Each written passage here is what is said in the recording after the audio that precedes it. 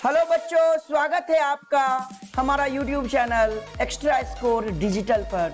बच्चों, जैसा कि आप जानते हैं कि अभी हम करंट इलेक्ट्रिसिटी यानी विद्युत धारा के ऑब्जेक्टिव फिजिक्स क्वेश्चंस डिस्कस कर रहे हैं जो हमारे आने वाले एग्जामिनेशंस के लिए इम्पोर्टेंट हैं। और आज इसी वीडियो की कड़ी में ये हमारा 32वां लेक्चर है जिसमें हम लोग आज ओम्स लॉ के ऊपर क्वेश्चंस को डिस्कस करने वाले हैं और उसके आसपास के टॉपिक के भी क्वेश्चंस होंगे, लाइक मोबिलिटी के क्वेश्चंस होंगे, ड्रिफ्ट वेलोसिटी के भी क्वेश्चंस होंगे, ओके, टेम्परेचर के साथ क्या वेरिएशन होगा उसके भी क्वेश्चंस होंगे। तो बच्चों जल्दी से जुड़ जाइए और जितने भी नए व्यूअर्स हमारे चैनल पे आए हैं सबसे पहले हमारे चैनल को सब्सक्राइब कर लीजिए और बेल आइकन दबा दीजिए जिससे आपको हमारे चैनल का अपडेट्स मिलता रहेगा। बच्चों, हम डेली लाइव आते हैं, रात के 7 बजे हमारा वीडियो पब्लिश होता है और हमारे चैनल की सबसे खास बात यह है कि हिंदी मीडियम और इंग्लिश मीडियम ये दोनों लैंग्वेज के स्टूडेंट जो है हमारे वीडियोज को देख करके अपने एग्जामिनेशन की तैयारी कर सकते हैं। और दूसरी सबसे खास बात यह है कि हम जो ये वीडियो बनाते हैं, ये जो क्वेश्चंस ऑब्जेक्टिव क्वेश्चंस को डिस्कस करते हैं, ये एक प्रॉपर सीक्वेंस में करते हैं, टॉपिक वाइज करते हैं, जिससे आपकी एक अंडरस्टैंडिंग जो होती है वो क्लियर अंडरस्टैंडिंग होती है, ट्रांसपेरेंट रहता है आपका अंडरस्टैंडिंग, जिससे आपको रटने की जरूरत नहीं पड़ती और आपका अंडरस्टैंडिंग लेवल बहुत अच्छा होता चला जाता है, जो कि आपको एग्जामिनेशन में कॉन्फिडेंस बढ़ाने में भी आपको हेल्प करेगा। बच्चों, अगर आप हमारे क्विज से जुड़ना चाहते हैं तो आप टेलीग्राम पे एक्स्ट्रा स्कोर टाइप करिए और हमारे क्विज में पार्टिसिपेट करिए और अपने नॉलेज को चेक करने का आप चेक कर सकते हैं और ये मौका बिल्कुल मत चूकिए। चलिए बच्चों, आज शुरू करते हैं लेक्चर 32 जिसमें हम लेंगे कुछ इंपॉर्टेंट क्वेश्चंस जो हमारे एग्जाम के लिए बहुत बहुत बहुत इंपॉर्टेंट है। समय बहुत कम है, आपका फोकस आपके एग्जाम की तरफ रहना चाहिए, आपके एग्जाम के तरफ रहना चाहिए। बच्चों ध्यान से सुनिए मेरी बातों को, आपका जो फोकस है वो आपके एग्जाम की तरफ रहना चाहिए और उसके अकॉर्डिंग जैसे अर्जुन का ध्यान केवल मछली की आंख पे था, उसी तरह आपका ध्यान आपके एग्जाम पे होना चाहिए। इसलिए एक अच्छी स्ट्रेटेजी को फॉलो करिए और हमारे वीडियोज को कंटिन्यूअसली फॉलो करते रहिए, जिससे क्या होगा, आपका स्कोर अच्छा होगा। चलिए लेते हैं आज का पहला सवाल। पहला सवाल क्या दे रखा है, SI unit of mobility is, यानी गतिशीलता का SI मात्रक क्या होगा। बेटा कल मैंने आपको वीडियो में बताया था कि म्यू जो होता है, मोबिलिटी को म्यू कहते हैं और म्यू को लिखते हैं VD अपॉन में E, जहां पे VD क्या है, ड्रिफ्ट वेलोसिटी, और E क्या है, इलेक्ट्रिक फील्ड इंटेंसिटी, यानी अपवाह वेग बटा में विद्युत क्षेत्र तीव्रता। ओके, अब VD का SI यूनिट क्या होगा। सर वेलोसिटी कुछ भी हो, सर SI यूनिट तो मीटर पर सेकेंड ही होता है। मैंने कहा बहुत अच्छा। अब इलेक्ट्रिक फील्ड का भी देख लेते हैं। सर इलेक्ट्रिक फील्ड का फॉर्मूला आपने बताया था मुझे, -dV बटा dr। तो ये जो dV है ये क्या है, इलेक्ट्रिक पोटेंशियल है, यानी विद्युत विभव है, और विद्युत विभव का SI मात्रक क्या होता है, वोल्ट होता है। और dr का SI मात्रक क्या होगा, dr माने सर डिस्टेंस हुआ है ना, तो इसका SI मात्रक क्या होगा, मीटर। तो यहां लिख दीजिए वोल्ट पर मीटर। अब देखिए मीटर ऊपर गया, मीटर से मल्टीप्लाई हो गया तो मीटर गुना मीटर, मीटर स्क्वायर, और नीचे बच गया वोल्ट सेकेंड। अब ये मीटर का स्क्वायर वोल्ट को ऊपर लेकर के जाइए, वोल्ट को ऊपर लेके जाइए तो ये हो जाएगा वोल्ट -1 सेकेंड -1। कौन सा ऑप्शन सही है, ऑप्शन सी सही हो जाएगा। चलिए आगे बढ़ते हैं, लेते हैं दूसरा सवाल। दूसरा सवाल क्या दे रखा है, a wire of length 6 metre and area of cross section 1 square millimeter carries a current of 2 ampere. If unit cubic meter of material of the wire contains 10 to the power 29 free electrons, then the drift speed of the electron is, यानी लंबाई 6 metre और cross section 1 वर्ग millimetre के क्षेत्र में 2 ampere का विद्युत धारा प्रवाह होता है। यदि तार के इकाई घन मीटर में 10 का पावर 29 मुक्त इलेक्ट्रॉन है तो इलेक्ट्रॉन का अपवाह वेग क्या होगा? बहुत अच्छा सवाल है, ध्यान से देखिए बच्चों इस सवाल को और कोशिश करिए कि आपसे यह सवाल बनना चाहिए। सवाल क्या है कि सर ये हमारा वायर है जिसका लेंथ L है और इसको हमने एक बैटरी से जोड़ा, ये लीजिए ये V वोल्ट, करंट का फ्लो होना शुरू हो गया इस तरह से, और इलेक्ट्रॉन किधर ड्रिफ्ट होगा? इधर की तरफ। क्यों? क्योंकि इलेक्ट्रिक फील्ड का डायरेक्शन इधर से इधर होगा। अब हमें बताना है सर Vd कितना होगा, ड्रिफ्ट वेलोसिटी कितना होगा। लेंथ दिया हुआ है कितना? 6 मीटर। चलिए ये मीटर में दिया हुआ है, डरने वाली बात नहीं है। उसके बाद करंट दे रखा है 2 एम्पियर, ठीक है, बहुत अच्छी बात। एरिया दे रखा है 1 स्क्वायर मीटर यानी 1 मिलीमीटर स्क्वायर, इसको बदल दीजिए मीटर में तो 1 गुना 1 मिलीमीटर होता है 10 का पावर -3 मीटर, और यहाँ मिलीमीटर स्क्वायर है तो ये क्या हो जाएगा? 10 का पावर -6 मीटर स्क्वायर हो गया। बस अब फॉर्मूला लगाइए क्या? सर हम जानते हैं I बराबर NeAVD। हाँ एक और चीज, N कितना दे रखा है? 10 का पावर 29, ठीक है। अब हमको क्या निकालना है सर? Vd। Vd बराबर क्या लिखेंगे सर? I बटा में NeA। I का मान बताइए 2, N का मान 10 का पावर 29, E का मान 1.6 गुना 10 का पावर -19 और एरिया का मान 10 का पावर -6। इसको आपको सर सॉल्व कर लेना है और सॉल्व करके आंसर बताना है। चलिए हम सॉल्व करते हैं, सॉल्व करके आपको दिखाते हैं कैसे आंसर आएगा। तो ये यहाँ पे देखिए, ये पॉइंट को आप उड़ाएंगे तो ऊपर चला जाएगा 10, तो ये हो जाएगा 2 गुना 10 बटा में 16 और 10 का पावर -19 ऊपर जाएगा तो +19, 10 का पावर -6 ऊपर जाएगा तो +6, 10 का पावर 29 ऊपर जाएगा तो -29, -29 यहाँ पे देखिए -29 +6 और प्लस का 19 यानी बचेगा 10 का पावर -4, यही बचेगा। यानी सर ये क्या हो गया? और ये देखिए 2 एकम 2, 2 8 16, 2 चौके 8, 2 पंचे 10, 5/4 ये बचा सर 5/4 गुना 10 का पावर -4 मीटर पर सेकेंड, है ना। तो यहां से ये हो जाएगा 1.25 गुना 10 का पावर -4 मीटर पर सेकेंड। ये हमारा ड्रिफ्ट वेलोसिटी का आंसर हो गया। ऑप्शन कौन सा मैच किया? Option A. आगे बढ़े, लेते हैं अगला सवाल। अगला सवाल क्या दे रखा है? The current density in a wire of diameter 0.2 centimetre in which current of 10 ampere current flow is. अच्छा क्या करेंगे, कैसे सवाल हल करेंगे? सर 0.2 सेंटीमीटर व्यास के एक तार में धारा घनत्व क्या होगा जिसमें 10 एम्पियर की धारा प्रवाहित होती है? धारा घनत्व का फॉर्मूला हमने क्या बताया था? J बराबर I/A, यही था करंट डेंसिटी का फॉर्मूला। अब बताइए I कितना दिया हुआ है? 10 एम्पियर, और एरिया कितना दिया हुआ है? एरिया नहीं दिया हुआ है, डायमीटर दिया हुआ है। डायमीटर कितना दिया हुआ है? 0.2 सेंटीमीटर।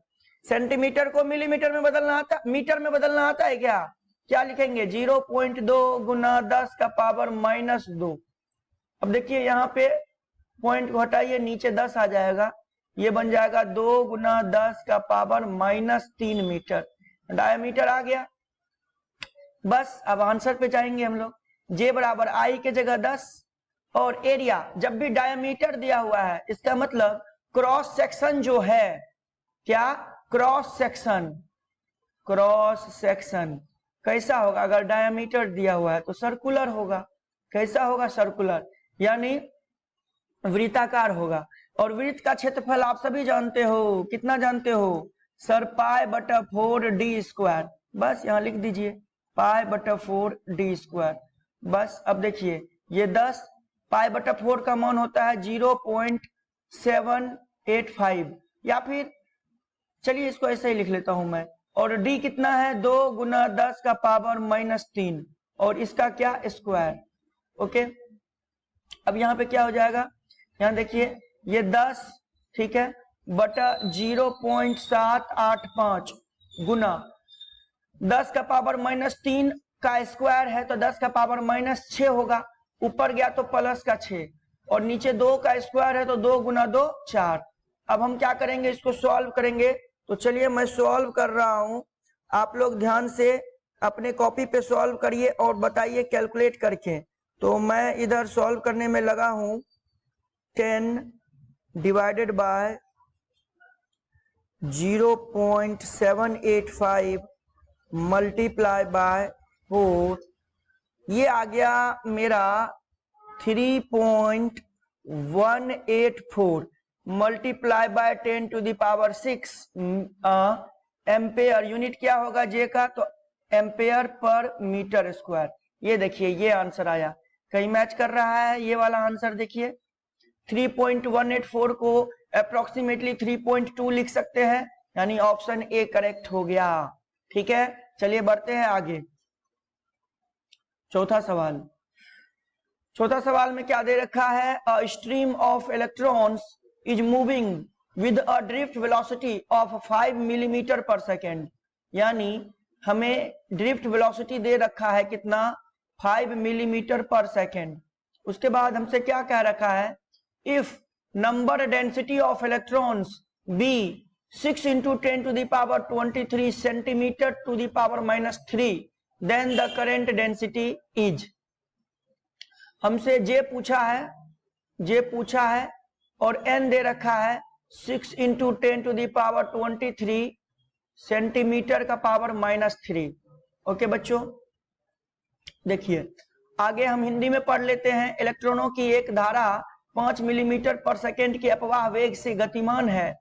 यदि इलेक्ट्रॉन का संख्या घनत्व है ना 6 गुना 10 का पावर 23 सेंटीमीटर का पावर -3 है, तो धारा घनत्व ज्ञात करें।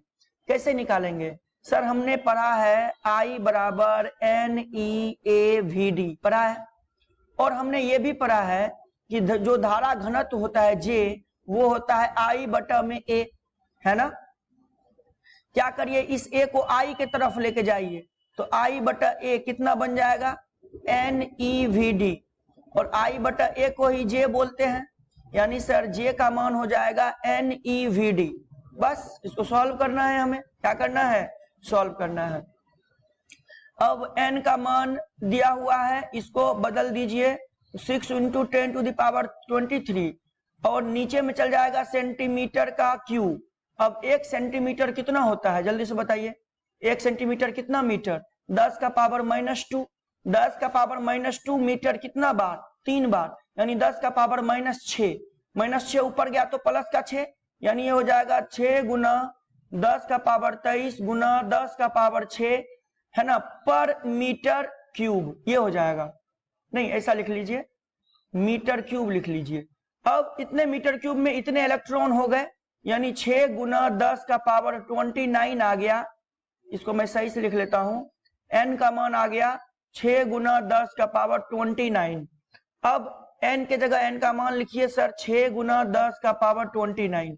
यहाँ देखिए ये मिलीमीटर में है VD का मान, इसको मीटर में बदलेंगे तो 5 गुना 10 का पावर -3 मीटर पर सेकेंड, और E का मान 1.6 गुना 10 का पावर -19 हो गया, और गुना VD का मान कितना लेकर के आए हैं, 5 गुना 10 का पावर -3।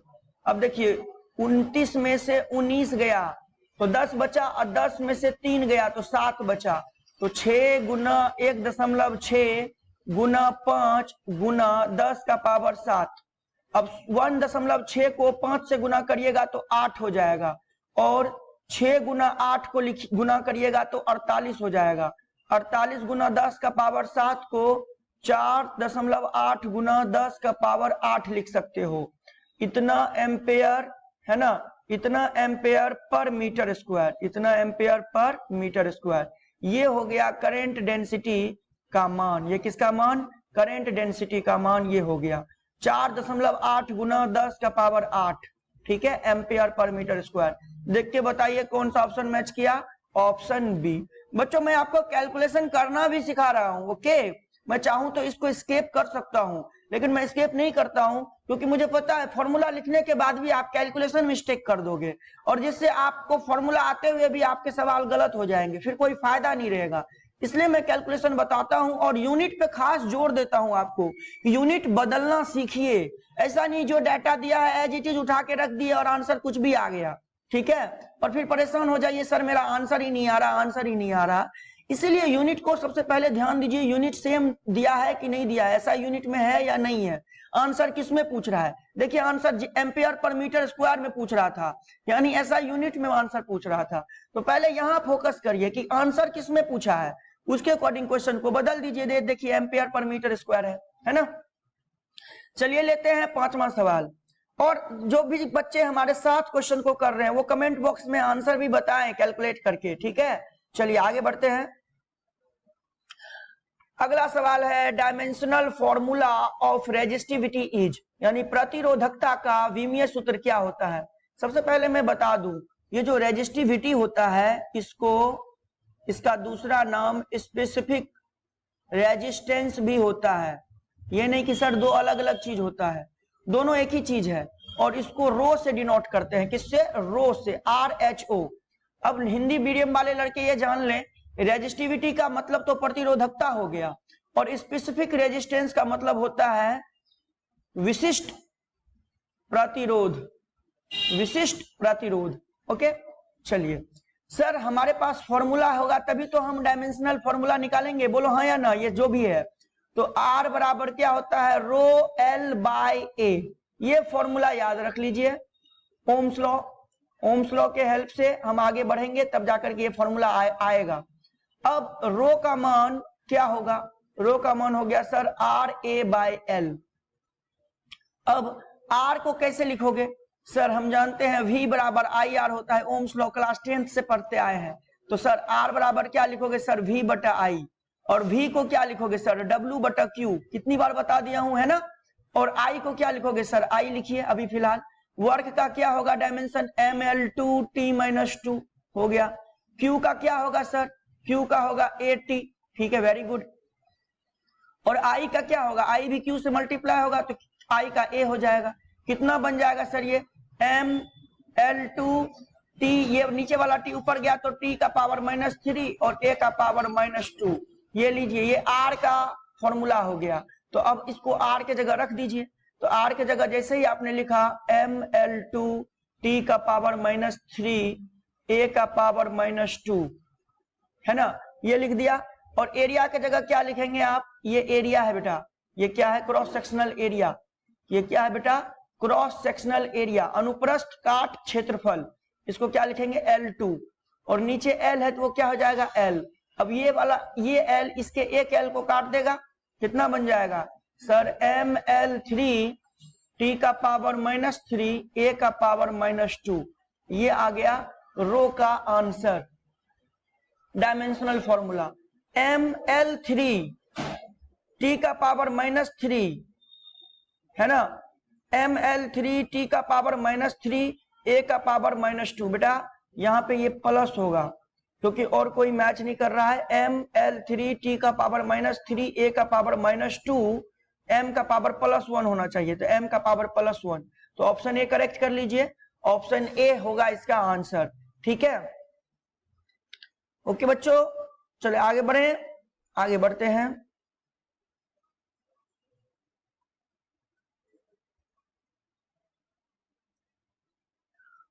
अगला सवाल क्या दे रखा है, specific resistance of a wire depends upon, यानी किसी तार का विशिष्ट प्रतिरोध निर्भर करता है। पहला चीज उसकी लंबाई पे, उसके डायमीटर यानी व्यास पे, उसके मास यानी द्रव्यमान पे, नेचर ऑफ मटेरियल पे। बेटा ये बात ध्यान रखिए कि ये जो रो होता है, विशिष्ट प्रतिरोध यानी रो, ये किस पे डिपेंड करता है, ये मटेरियल पे डिपेंड करता है, नेचर ऑफ मटेरियल पे, यानी पदार्थ की प्रकृति पे। यानी कि जैसे ही पदार्थ चेंज किए, यानी अगर कॉपर है तो उसका रो अलग होगा, अगर आयरन है तो उसका रो अलग होगा, आयरन का मटेरियल है, अगर एल्यूमिनियम है तो उसका रो अलग होगा, अगर सिल्वर है तो उसका रो अलग होगा।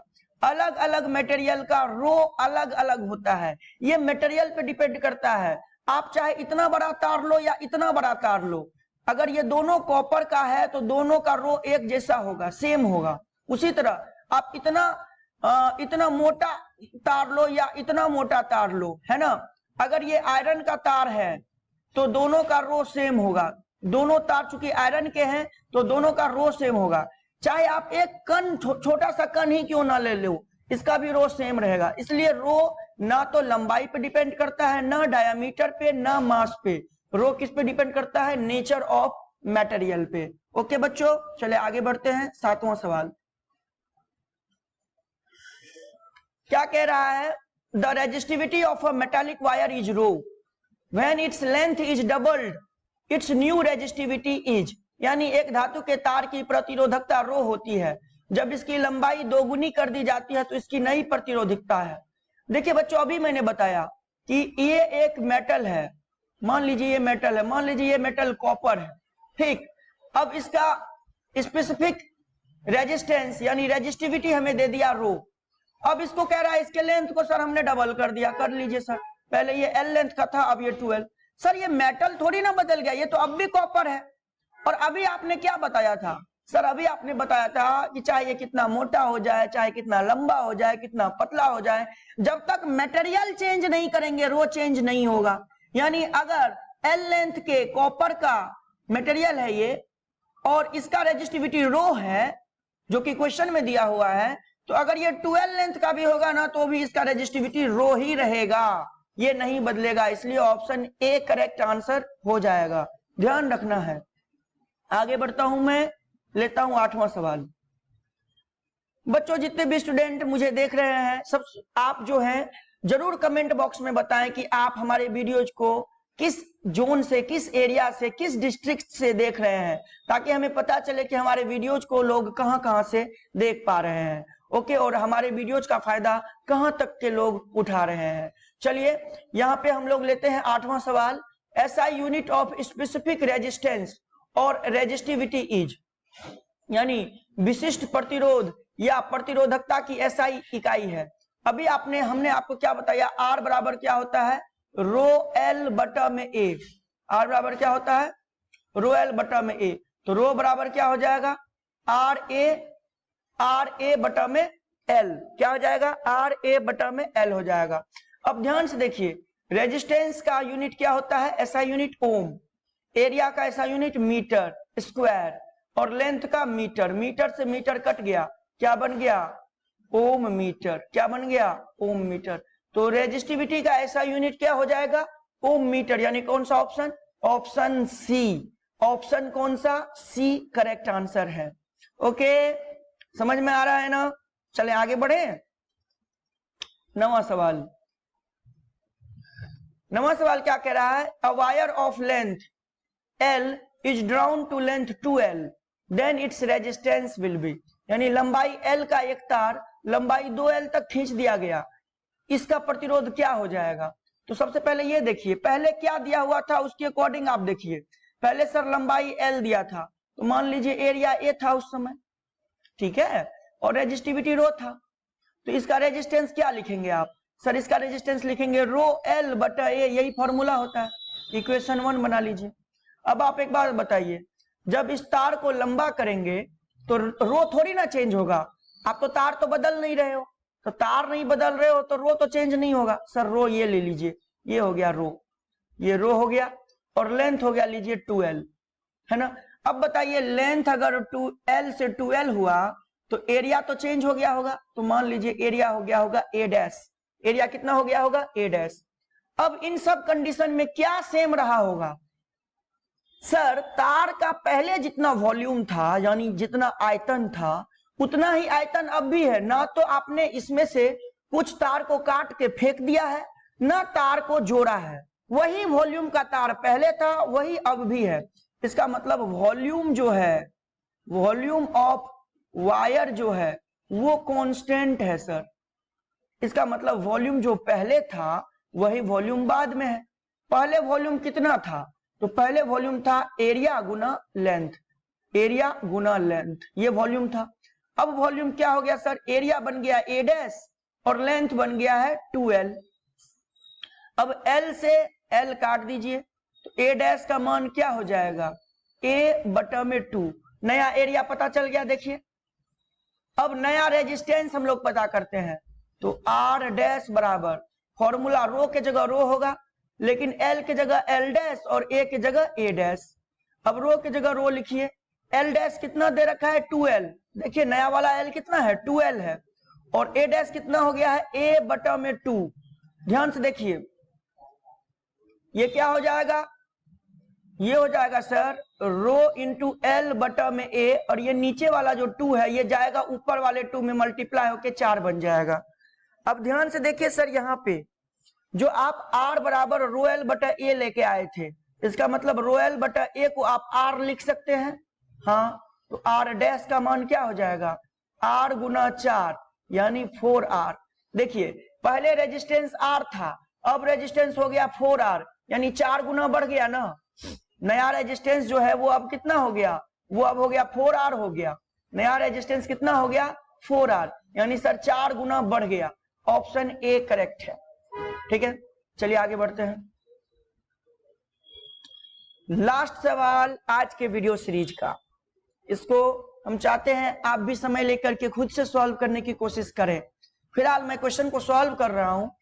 अ wire of length L and radius R is redrawn, यानी उसी तार को खींचा जाता है, to a length L dash and radius R by 4, then it's new resistance is, यानी लंबाई एल और त्रिज्या आर के एक तार को लंबाई एल डैश और त्रिज्या आर बाय 4 पर फिर से खींचा जाता है, तो इसका नया प्रतिरोध क्या होगा।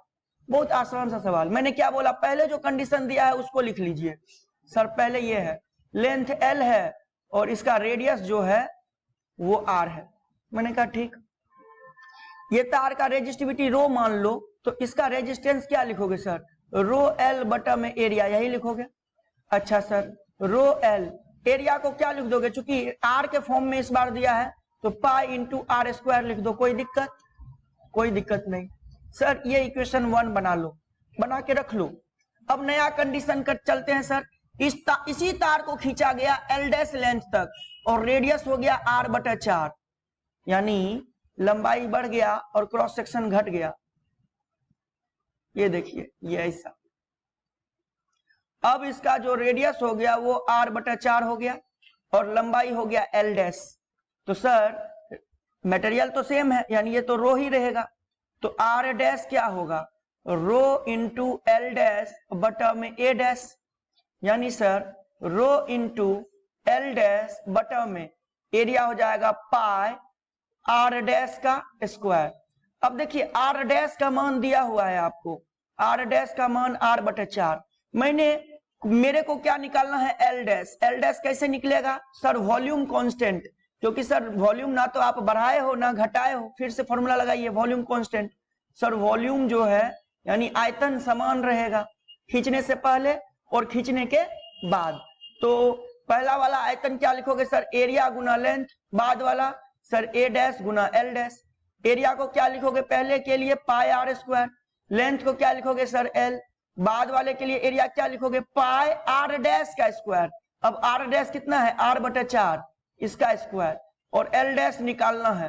पाई से पाई काट दीजिए, आर स्क्वायर से इस आर को काट देंगे क्योंकि इधर आर स्क्वायर है, 4 का स्क्वायर 16, यानी एल डैश का मान हो जाएगा 16L। 16L हुआ। अब यहाँ पे रख देंगे हम लोग, तो इस जगह पे रख रहे हैं रो के जगह रो, एल डैश के जगह 16L बटा में पाई के जगह पाई और आर डैश के जगह आर बटा 4। तो यहाँ पे आर बटा 4 का स्क्वायर करेंगे तो आर स्क्वायर बटा 16, 16 ऊपर चल जाएगा, 16 गुना 16 256 हो जाएगा। ये बन जाएगा रो एल बटा पाई आर स्क्वायर गुना में 256। अब देखिए यहाँ पे रो एल बटा पाई आर स्क्वायर आपने आर को बोला था, यानी इसके जगह आप आर लिख सकते हैं। हाँ, तो इसका मतलब ये जो आप आर डैश निकालना चाह रहे हो, ये आर डैश कितना आया आर गुना 256, यानी 256 आर आ गया, यानी कितना गुना बढ़ गया, कितना गुना बढ़ गया बेटा 256 गुना, यानी 256 गुना बढ़ गया है ना। तो नया प्रतिरोध क्या हो जाएगा 256 गुना नए पुराने प्रतिरोध का रहेगा, यानी ओरिजिनल रेजिस्टेंस का 256 गुना हो जाएगा। तो ऐसे सवाल को इस तरह से डील करिए, आपका कभी गलत नहीं होगा। विश्वास करिए, गलत नहीं होगा। आप कॉन्सेप्ट के साथ सीखेंगे, गलत नहीं होगा। और जब मैं वीडियो बनाता हूं, जब मैं आपको कुछ बता रहा होता हूं, तो मेरी बात को सुनिए। सुनने से आप क्या होगा, आपके दिमाग तक मेरी बात पहुंचेगी, तो वो बात आपको याद रहेगी। ठीक है बच्चों, तो चलिए आज का मैं वीडियो सीरीज यहाँ पे खत्म कर रहा हूं। अगले दिन यानी नेक्स्ट वीडियो लेक्चर हम लोग मंडे को मिलेंगे और उस दिन हम लोग ओम्स लॉ से आगे बढ़ेंगे और कुछ और सवाल लेंगे जो हमारे एग्जाम के लिए इंपॉर्टेंट होंगे। तो बच्चों हमारे वीडियो सीरीज को फॉलो करिए, इससे बाहर का सवाल आपके एग्जाम में नहीं आएगा। जितना मैं करा रहा हूं, अगर आपने हमारे वीडियोज को फॉलो कर लिया तो ये जान लीजिए कि इससे बाहर सवाल आपके एग्जाम में नहीं आएगा। विश्वास करिए, आपको 35 में 35 लाने से कोई रोक नहीं सकता, क्योंकि क्वेश्चंस तो आपके सामने 70 होंगे और बनाने आपको 35 ही हैं। और मैं आपको विश्वास दिलाता हूं कि 70 में आप 70 बनाने के लायक हो जाओगे अगर मेरे सारे वीडियोज को देख लोगे। इसीलिए बनाने केवल 35 हैं, तो गारंटी वो 35 आपसे बन जाएंगे। इसीलिए परेशान मत होइए, बस हमारे वीडियोज को फॉलो करिए और अपने दोस्तों के साथ हमारे चैनल को जरूर शेयर करें, हमारे वीडियोज को जरूर शेयर करें, क्योंकि उसका फायदा उन लोगों को भी मिलेगा जो अभी तक हमारे चैनल के बारे में नहीं जान पाए हैं। चलिए, थैंक यू सो मच। आपका प्यार हमें लगातार मिल रहा है, हमें इस बात की बहुत खुशी है और आपके इस प्यार की वजह से ही हम डेली अपना समय, कीमती समय निकाल कर आपके लिए हाजिर होते हैं हमारे YouTube चैनल पर। और रोज रात, अभी फिलहाल रात के 7 बजे लाइव आते हैं और आपके क्वेश्चंस को लेते हैं। Thank you so much. Thank you everyone.